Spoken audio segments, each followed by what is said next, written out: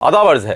Reporter 21 अरमान Sabir vlog के साथ मैं हूं फारूक समी और मेरे साथ हैं अरमान साबिर। और जो आज व्लॉग हम करेंगे, क्योंकि हम सिंध खुसूसी तौर पे कराची पे बात करते हैं, तो आज का जो व्लॉग है वो खुसूसी तौर पे शहर कराची के अंदर बदअमनी जो बढ़ गई है, जिसका स्विच ऑन हो गया है और सियासी कारकुनों की टारगेट किलिंग के मामला भी सामने आ रहे हैं और उसके साथ साथ बम धमाके भी हो गए हैं। इससे कबल पाकिस्तान के दीगर जो सूबे थे वहाँ पर ये सूरत-ए-हाल ख़ासी गंभीर थी और ख़ासा तशवीश थी तमाम पूरे पाकिस्तान वालों को, जो कि बलूचिस्तान में हो रहा था। और इसके बाद केपी में भी ये सूरत-ए-हाल बढ़ती चली गई और वहाँ पे भी सियासी कारकुनों को टारगेट किया गया।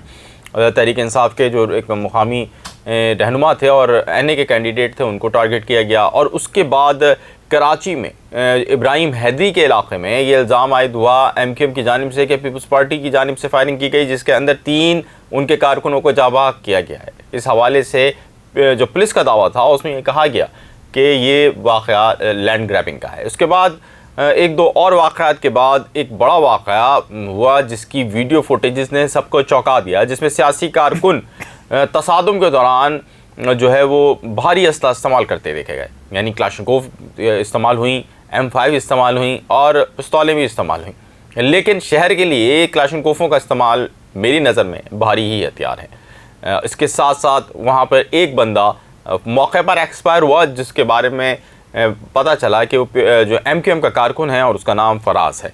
इसके साथ ही ये सिलसिला रुका नहीं, MQM और पीपल्स पार्टी के दरमियान तसादुम का सिलसिला शहर के मुख्तलिफ इलाक़ों में शुरू हो गया, जिसके बाद शहर के अंदर खुसूसी तौर पर जो मुत्तहिदा क़ौम मूवमेंट के लोग हैं, ये मुत्तहिदा क़ौम मूवमेंट के रहनुमाओं के दावे के मुताबिक बता रहा हूँ मैं कि उनके जो कारकुन हैं वो तहफ़्फ़ुज़ का जो एहसास तहफ़्फ़ुज़ है उनके अंदर पैदा हुआ और वो ख़ासा परेशान हैं। उनको पार्टी की सरगर्मियाँ करने से MQM के दावे के मुताबिक रोका जा रहा है। यही दावा पाकिस्तान पीपल्स पार्टी भी कर रही है। गुज़िश्ता रोज़ भी एक वाक़या हुआ जिसके अंदर एक 12 साल का बच्चा जाँ बहक हो गया। ये सारे वाक़यात जो हैं वो एक तसादुम के बाद हुए और पीपल्स पार्टी का ये इल्ज़ाम है कि उन पे के कॉर्नर मीटिंग पे फायरिंग की गई, जबकि MQM के दावा कर रही है कि उनके कारकुनों पे फायरिंग की गई और उनके कारकुनों को तशद्दुद का निशाना बनाया गया। इस पूरी सूरत-ए-हाल में जहाँ पर ये सारी चीज़ें चल रही थी, वहीं इलेक्शन कमीशन ऑफिस और पासपोर्ट ऑफिस के करीब जो पार्किंग है वहाँ पर भी एक धमाका हुआ, जिसके अंदर आतिशगीर मादा एक थैली में था, डेटोनेटर भी लगा हुआ था और उसको ब्लास्ट करना था। तो हम एक बच्चे की गलती की वजह से वो पहले ही फट गया। ये बहुत हसास रोड थी और इस रोड पे आगे सिंध हाई कोर्ट भी है। इस तमाम सूरत-ए-हाल में शहर के अंदर अमन और क़ानून नाफिज करने वाले इदारों की कारकर्दगी एक बार फिर सवालिया निशान हो गई। यही हमारा टॉपिक है। लंबा हो गया इंट्रो। अरमान भाई, मैं समझा आप अकेले कर रहे हैं। नहीं, वो असल में सारे वाक़यात रखने पड़ गए। तो सही कह रहे हैं आप। और ये मामला यही है कि देखें, जब इंतख़ाबात करीब आ रहे होते हैं तो ये इस तरह की कार्रवाइयाँ भी होती हैं और इसमें कभी शिद्दत भी आती है और कभी नहीं आती है, क्योंकि जो क्लैशेस होते हैं दोनों पार्टियों के दरमियान, ख़ास तौर पे जो कंटेस्टिंग जो कैंडिडेट्स हैं उनके जो लोग हैं वो आपस में एक दूसरे से मुठभेड़ होती है।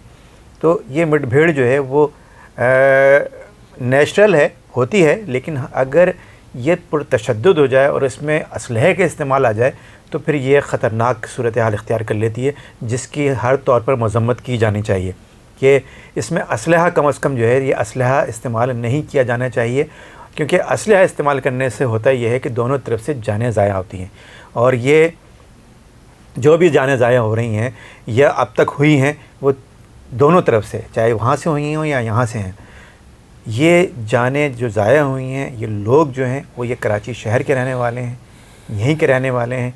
इलेक्शन आएंगे, इलेक्शन चले जाएंगे, लेकिन जो चला जाएगा फिर वो कभी वापस नहीं आएगा। तो ये दोनों को ख्याल रखना चाहिए कि मुखालफत, डिफरेंस ऑफ ओपिनियन, इख्तिलाफ राय, ये जमहूरियत का हुस्न है, लेकिन दुश्मनी ये न सिर्फ जमहूरियत की दुश्मन है बल्कि ये मुल्क और कौम के लिए भी दुश्मन है।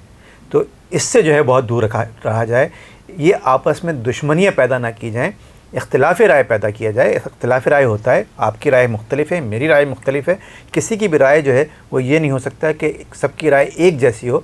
राय का मुख्तलिफ होना, राय का इजहार करना, और राय का इजहार करना एक अपनी बात है, लेकिन राय को थोपना, मुसल्लत करना, ये बिल्कुल मुख्तलिफ बात है। इससे भी इज्तनाब किया जाना चाहिए।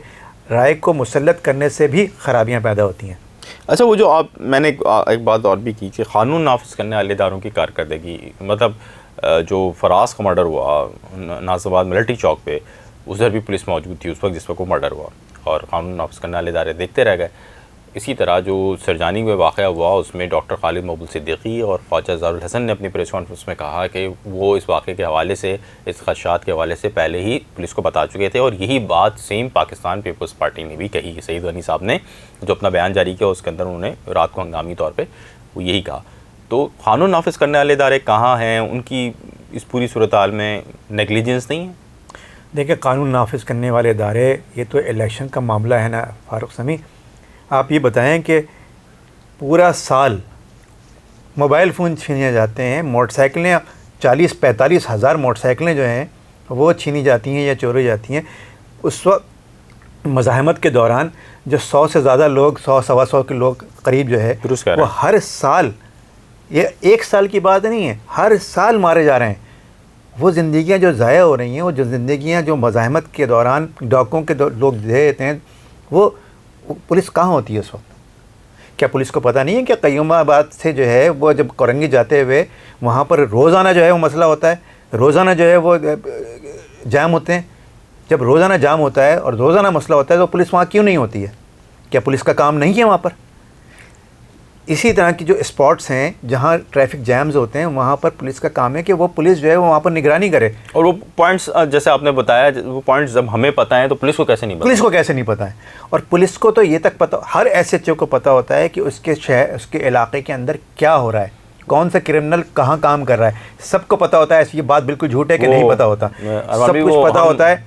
लेकिन कलामी माफ, वो हम एक महावरा क्राइम रिपोर्टर्स जो करते हैं, मैंने भी की कभी, तो ये बोलते हैं ना कि ऊपर खुदा को पता होता है कि क्या हो रहा है इलाके में, और नीचे SHO को पता होता है कि क्या धंधा। आप अपने मकान के सामने ज़रा एक जो है गधा गाड़ी बजरी डलवा लें, क्या होगा फिर? 1 घंटे के अंदर अंदर जो है पुलिस आ जाएगी, चाय की तलब हो जाएगी, चाय की तलब हो जाएगी।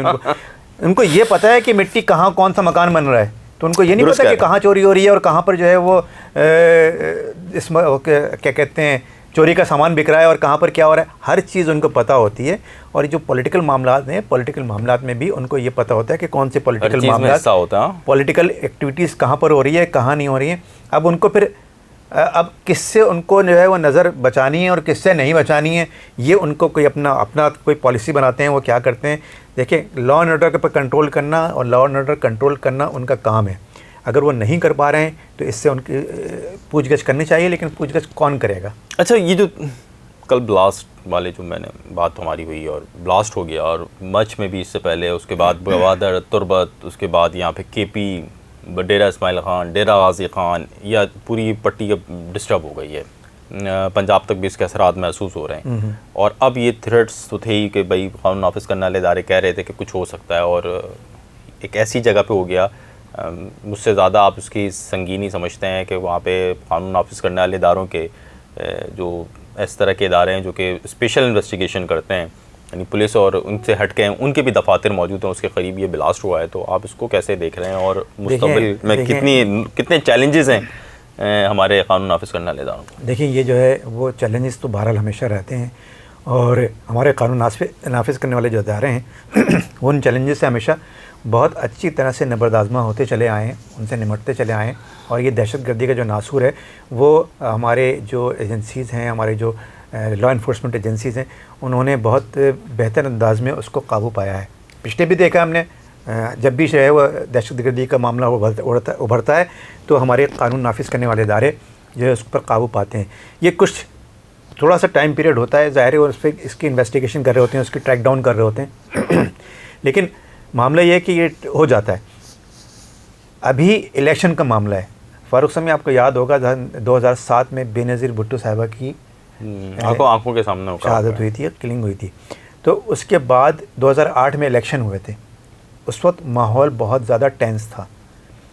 एक शहादत हो चुकी थी और बहुत बड़े लीडर की शहादत हुई थी। उसके बाद का इलेक्शन का इनेकाद कराना बहुत बड़ा चैलेंज था, लॉ इन्फोर्समेंट एजेंसीज़ के लिए ख़ुद बहुत बड़ा चैलेंज था। लेकिन वो चैलेंज उन्होंने न सिर्फ एक्सेप्ट किया था, बल्कि वो इंतखाबात हुए और बहुत अच्छी तरह से हुए। तो इंशाअल्लाह ताला अभी भी जो है वो हमारी लॉ इन्फोर्समेंट एजेंसीज़ ने ये एक्सेप्ट किया है चैलेंज, और सिपा सालार ने भी हमारे कहा है कि इलेक्शन बिल्कुल वक्त पर होंगे, और इलेक्शन कमीशन बार बार इस बात का इरादा कर चुका है कि इलेक्शन वक्त पर होंगे। तो बात इलेक्शन जो है, अरमान भी ने बात ही खत्म कर दी कि इलेक्शन सालार ने कह दिया है कि इलेक्शन होंगे तो इलेक्शन होंगे। हमारे जो प्रोड्यूसर हैं नासिर साहब वो कह रहे हैं कि भाई आप क्लोज करें ना, इशारा कर रहे हैं, तो मजबूरी है क्लोज करना पड़ेगा। सूरत हाल कराची में ये है कि बदअमनी का जो या सूरत हाल जो ख़राब हो गई है उसको जो है उसमें सिर्फ कानून नाफिज करने वाले इदारों को ही अपना किरदार अदा नहीं करना, बल्कि सियासी जमातों को भी अपना किरदार अदा करना होगा। MQM के लिए ये भी एक बड़ा चैलेंज है। इलेक्शन के अंदर जो MQM पाकिस्तान उतरी है कि उसको MQM लंदन की बाइकआउट मुहिम का ही सामना नहीं है, बल्कि अपनी उस छाप को भी मिटाना है जो कि माजी में उसके ऊपर लगती रही कि जब भी उनका इन्फ्लुएंस शहर में बढ़ा है वहाँ पर शहर के अंदर जो है वो थोड़ा सा वायलेंस बढ़ा है। इस वायलेंस के जो छाप को ख़त्म करने के लिए भी ज़रूरी है, और ख़ुद पाकिस्तान पीपल्स पार्टी को अगर शहर में भी अपनी जगह बनानी है तो उसके लिए भी ज़रूरी है कि वो अमन की बात करें, वो मोहब्बत के साथ आगे बढ़ें, क्योंकि मोहब्बत से तो दिल जीते जा सकते हैं, नफ़रत से तारीख़ में कोई ऐसी मिसाल नहीं मिलती कि किसी के दिल जीते गए हैं। इसी बात पे अपने आज के व्लॉग का मैं अख्तिताम करूँगा। मेरे साथ अरमान साबिर मौजूद थे। आपका भी अरमान भाई बहुत शुक्रिया। और अगर अभी तक आपने अरमान साबिर व्लॉग और रिपोर्टर्स 21 को सब्सक्राइब नहीं किया है तो आपसे गुजारिश होगी कि हमारे चैनल को सब्सक्राइब कर लीजिए और हमारी वीडियोस को लाइक भी कीजिए और शेयर भी कीजिए। आपका बहुत शुक्रिया। आदाब अर्ज़ है।